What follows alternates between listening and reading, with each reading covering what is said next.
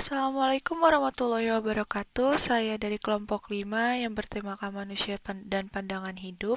Pada kesempatan kali ini, saya ingin memperkenalkan teman-teman kelompok saya dan juga materi yang saya akan sampaikan pada video kali ini. Yang pertama ada Muhammad Rafli Rosyad dengan NPM 5042281. Kemudian ada Muhammad Izzuddin Al-Mansur dengan NPM 514228084. Kemudian ada Arjuna Hardi Alfariski dengan NPM 5042265. Kemudian saya sendiri dengan NPM 504228811.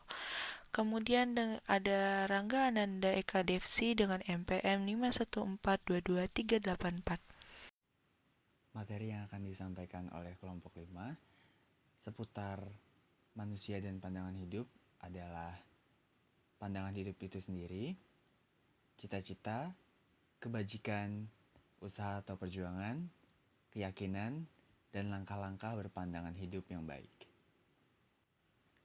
Jika kita membicarakan tentang manusia dan pandangan hidup, tentunya kita akan menyinggung tentang ideologi. Ideologi itu apa sih? Ideologi adalah pengetahuan tentang gagasan-gagasan, pengetahuan tentang ide-ide, science of ideas, atau ajaran tentang pengertian dasar-dasar. Dalam pengertian sehari-hari menurut Kailan, idea disamakan artinya dengan cita-cita. Pandangan hidup merupakan suatu dasar atau landasan untuk membimbing kehidupan jasmani dan rohani. Pandangan hidup sering disebut filsafat hidup. Filsafat berarti cinta akan kebenaran, sedangkan kebenaran dapat dicapai oleh siapa saja. Pandangan hidup merupakan bagian dari hidup manusia yang dapat mencerminkan cita-cita atau aspirasi seseorang dan sekelompok orang atau masyarakat. Pandangan hidup merupakan bagian dan ideologi kebudayaan yang dapat membuat kemungkinan menjawab pertanyaan mengapa tentang suatu dan kehidupan.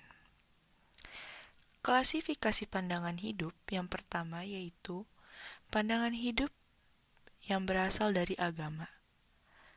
Kemudian, yang kedua, pandangan hidup berupa ideologi. Yang ketiga, pandangan hidup yang berasal dari renungan. Kemudian, menurut Manuel Kaisiepo dan Abdurrahman Wahid berpendapat bahwa pandangan hidup itu bersifat elastis. Jadi, bergantung pada situasi dan kondisi serta tidak selamanya bersifat positif. Bab 2. Cita-cita. Cita-cita seringkali diartikan sebagai angan-angan, keinginan, kemauan, niat, atau harapan. Cita-cita itu penting bagi manusia karena adanya cita-cita menandakan kedinamikan manusia. Contoh, orang tua selalu menimang-nimang anaknya sejak masih bayi agar menjadi dokter, insinyur, dan sebagainya. Ini berarti bahwa sejak anaknya lahir, bahkan sejak dalam kandungan, orang tua telah berangan-angan agar anaknya itu mempunyai jabatan atau profesi yang biasanya tak tercapai oleh orang tuanya. Karena itu, wajarlah apabila cita-cita, kebajikan, dan pandangan hidup merupakan bagian hidup manusia. Tidak ada orang hidup tanpa cita-cita. Tanpa berbuat kebajikan atau tanpa sikap hidup, sudah tentu kadar atau tingkat cita-cita, kebajikan, dan sikap hidup itu berbeda-beda, bergantung kepada pendidikan, pergaulan, dan lingkungan masing-masing. Bab 3, yaitu ada kebajikan.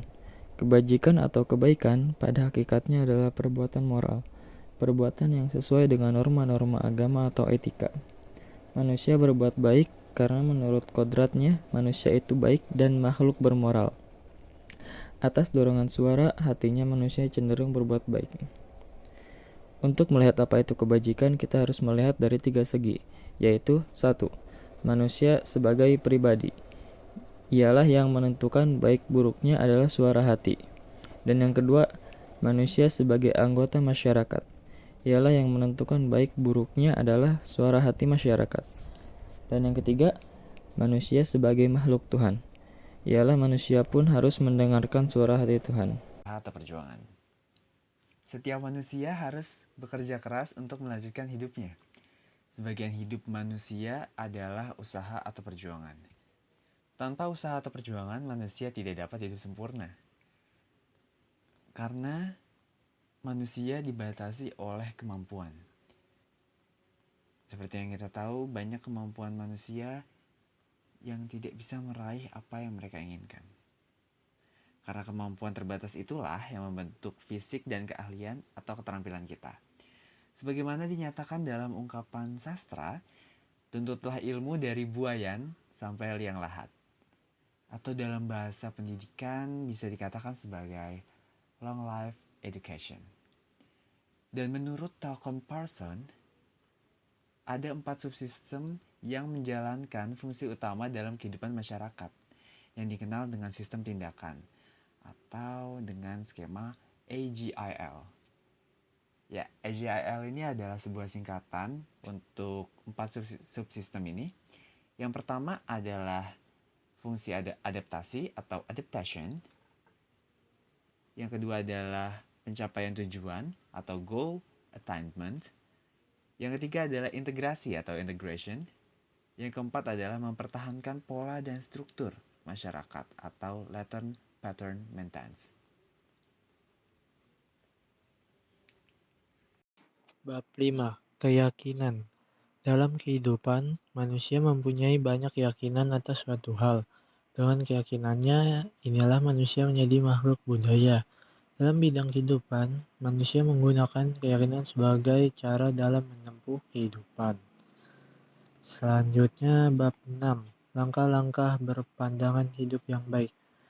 Pertama-tama, mengenal apa sih itu pandangan hidup.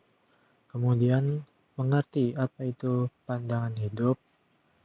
Lalu, hayati pandangan hidup tersebut dan jangan lupa yakini pandangan hidup tersebut.